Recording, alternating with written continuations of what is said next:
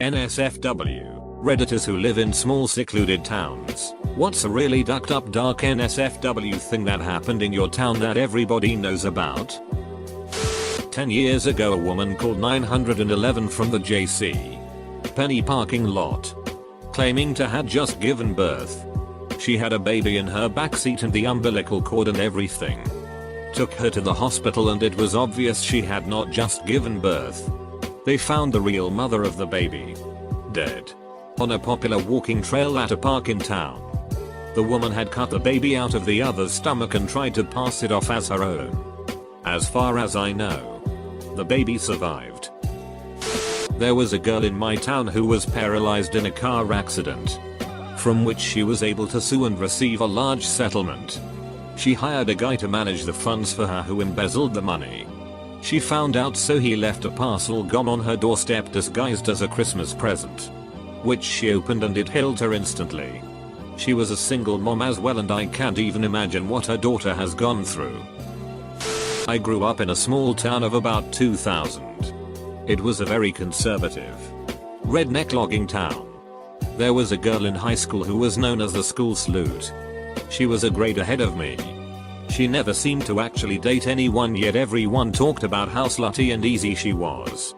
I didn't find out until several years later that her dad had been arrested for molesting her and her younger sister. She didn't want to be known as the girl who got abused, so to cover the story she spread rumors about herself being slutty. I know how much people talked about her behind her back and I'm sure she knew it as well. It breaks my heart to know that she thought that was better than what she would get if they knew the truth. The judge was basically throwing all kids in juvie for pay. It was national news, called Kids for Cash or Cash for Kids. Anyway, I went in front of this very judge when I was younger. He told me flat out the only reason I wasn't sent away was because I was signed up for the Marines. He told me, you got 6 months till you graduate, don't make trouble in my town ever again.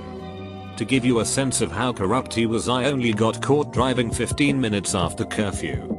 Can't get over the fact that parts of America have a ducking curfew. Land of the free, my areas. Small East Coast town.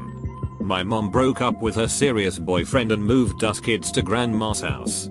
Less than a week later the boyfriend had a co-worker over to look at buying his stereo as he was trying to get his life in order and win my mom back. The co-worker was secretly gay. Hit on the boyfriend. And when the boyfriend politely declined, the co-worker grabbed a mag light and beat him to death. Apparently he didn't want his secret getting out at work. I was maybe 6. And didn't find out what happened to him until I was 12 and a friend of the family slipped up and mentioned him being murdered while I was in earshot. I used to live in Street Joe. MN. Everybody in the state knows what happened there. And I assume lots beyond that. It was national news. In 1989 3 boys had a gun pulled on them by a man with a mask and told to face away. He picked one of them, Jacob Wetterling. And then Jacob was never seen alive again. Jacob's parents created the Wetterling Foundation to advocate for child safety. The federal 1994 Jacob Wetterling Act created the Sex Offender Registry. In 2016, as part of a plea deal involving a single child pornography charge where he didn't get charged with the murder of Jacob, a man who is now in jail for 20 years with the option to hold him in a facility afterwards as a sexual predator, told authorities where Jacob's body was. A few days ago everything related to the case was released and now local authorities and the FBI are arguing over why it took them so damn long. None of it would have saved Jacob though. Jacob was dead the day he was abducted. His murderer saying he panicked after seeing a police car go by. In the 1980s, a group of friends who liked to get high in the woods held one of their own after he had stolen some of his PCP. 36 stab wounds. Eyes and chest tucked up. The dude said that Satan had murdered the dude, not him. 2.5 weeks later, the kid was arrested. He hung himself in his cell 2 days later. If you want more info, Google Ricky Casso. Lady held a few guys on her farm and fed them to her pigs. They figured it out because she was still using their food stamp cards after they had been reported missing. She tried to petition the court to donate the pig meat to the local community center after the cops dissected them for evidence. Judge denied the request. Of course. Fun times. I once listened to someone get murdered right outside my window when I was 11 and living in a small town in New Hampshire. Lots of screaming and banging. Then silence. I didn't know what to do. I was so young. Police were all over the place the next morning. Not a good time. My aunt saw someone dragging a body from one house to another when she was walking home from school. She ran home and instantly called her mom, who didn't believe her. But it came out in the news later that she was right. Not very secluded and only smallish, 35k people at the time of the crime.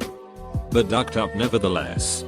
One day when the elementary school kids were let out of school and heading home, a woman lured an 8-year-old girl into her car with the promise of showing the girl her new puppy.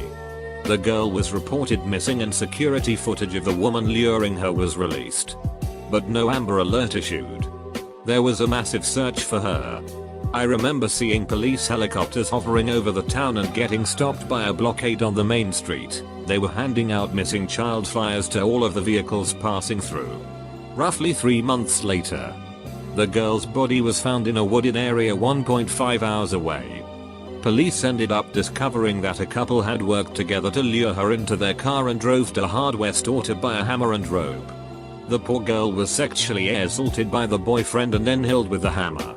It happened about 8 years ago, but the story's been making waves again because the girlfriend was transferred to a medium security healing lodge and people are pissed off about it. Popular siblings. He was a basketball player and she was a cheerleader. They were driving home together from an away game when he decided to race another car. On a busy highway at night, he lost control and drove under the trailer of a semi that had pulled out. The trucker didn't realize the car was traveling over 90 miles per hour. Both kids were beheaded in the accident. Right before Christmas. Last summer, a 19-year-old took his friend up in his dad's plane and crashed in a field. They weren't found 4 hours after the crash and both were dead. He had coke and alcohol in his system and was just a student pilot. The dad had lost his wife in a freak accident on their property 9 months prior. Then his only son died. His house is for sale and he left the area. We live in a village with under 2,000 people. But a lot happens here. A newborn corpse was found in an abandoned van on the teen mom's property. People's firearms go off accidentally a lot. One guy cleaning his gum shot himself in the leg and another, out for a morning stroll with his wife, dropped his gum and discharged, shooting her in the leg. My husband is a paramedic and there's never a dull moment here. Since Control F isn't finding anything, I'll go ahead and bring up the Ken McElroy case. Guy was an asshole that terrorized the town, having numerous instances of watching people from outside their houses as a way to intimidate them. Town got so fed up that they had a town meeting about what to do with him. Knowing neighborhood watches and the like weren't going to do much. Hearing that he was at a bar close by the town hall, they all made their way to where he was sitting in the car with his girlfriend, emotionally abused to think he was an alright man, completely convinced he was. And someone from the crowd had shot him dead. Despite all the witnesses, no one was willing to confess who was the one who shot him. And supposedly the secret has still been kept today. Knowing the kind of person he was, it's better left an unsolved mystery. The 6-year-old boy who lived in a farm on the edge of town and hung himself when he tried to climb over a fence with a toy guitar strapped across his chest, and the guitar strap got caught on a fence post and strangled him. I grew up in a washed up industrial and mining town in Pennsylvania. Real dreary place. As I grew up, I noticed that my mother had seemed wary of the priests at our church. Like wouldn't let me or my siblings get too friendly. Turns out that the big report on sex abuse in the Catholic Church in PA featured a good few priests and bishops from my area, including the bishop who covered a lot of it up. Tim Lynn is his name, and he basically shuffled the offenders around so people wouldn't take action. I was too young to really notice much, but in that particular case it was clear that a lot of people knew something was up. 2 of the former state senator's kids who I went to school with used to have sex with their older sister. They bragged about it at school over a span of several years from about the 3rd grade until we were in high school. I went back to the high school during my junior year of college to visit a favorite teacher, and I saw one of my classmates at the junior high next door who was there to flirt with his girlfriend who was in the 8th grade. He did this in full view of the class teacher. He was at least 21 years old at the time. This was the late 90s. And that's one of 100 reasons why people move out of the deep south and never want to come back. Girl in my small northern Utah hometown was murdered by someone she met online. One night, she just disappeared. Police searched for 6 months, eventually finding her remains buried among several different trenches at this dude's workplace. Guy got life without parole. Really rocked the town. Nothing like this had ever happened before. I was 10 at the time. Can't quite remember how many years ago this was. But there is a story of a woman who would swing on a swing in her backyard holding her baby while singing very loudly. I'm guessing loudly enough for the neighbors to hear. The weird thing about it was she would do it very late at night. One night a neighbor called the police due to a noise complaint, and when the police arrived the police noticed the baby she was swinging with was dead. The baby had died and caused such mental trauma to the mother. She thought her baby was still alive, or couldn't bear to come to terms with their death. A kid and his friend were robbing his grandmother's house and she caught him, and he put an axe in her head and stole her car. He dropped the car off at a local bowling alley with all of the valuables showing in the car, hoping that someone else would steal the car. Not really secluded, but everyone in the area knows this story. A town over from mine, 2 young boys held a girl for her bike and threw her in a neighbor's garbage can. The parents searched for her for 2 days thinking she was alive before one of the boys came clean or someone found her in the can. I can't remember which it was. She was only about 11 or 12 at the time, and it was really heartbreaking. Growing up in a small town, I used to always love seeing the mystery van. Some guy painted his van to be an exact replica of the one from Scooby-Doo.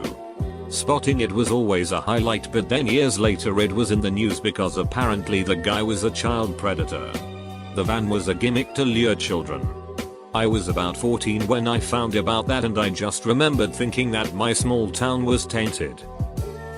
When I was a kid, the town drunk was best friends with the town's most connected lawyer.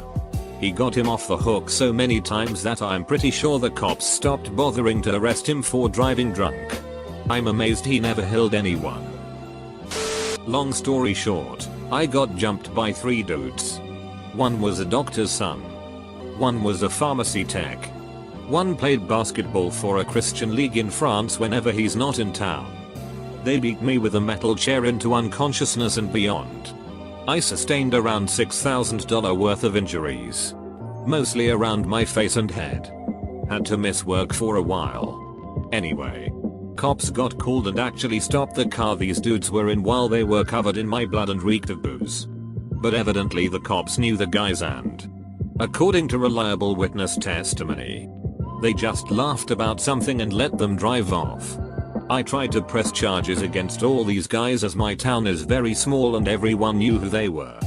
But being a small town, all the lawyers refused to represent me, claiming conflict of interest, thereby rendering these guys pretty much untouchable.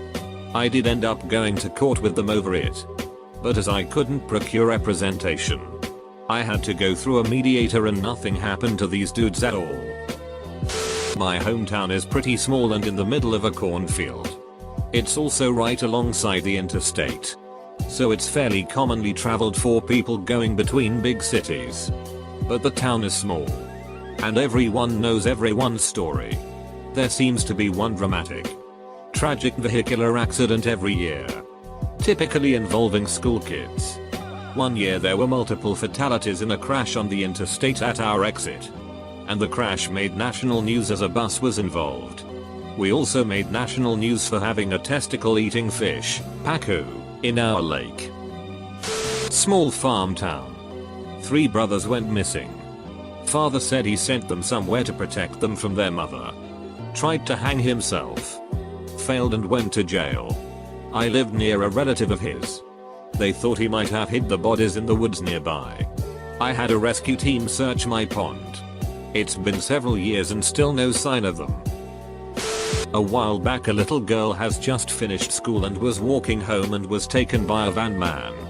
Luckily a parent was watching a girl and noticed fat when she walked past the van her feet disappeared and she never came out the other side, so she noted the registration plate and immediately called the police. The local policeman who responded was just about to finish his shift, but as this was a priority and he was the cloth test officer, he followed the van. The policeman continues to follow the van for about an hour or so until he had backup, and eventually they managed to pull the van over. As the man was being arrested, the police officer opened the back doors and unhooded the girl, and it turned out to be his daughter.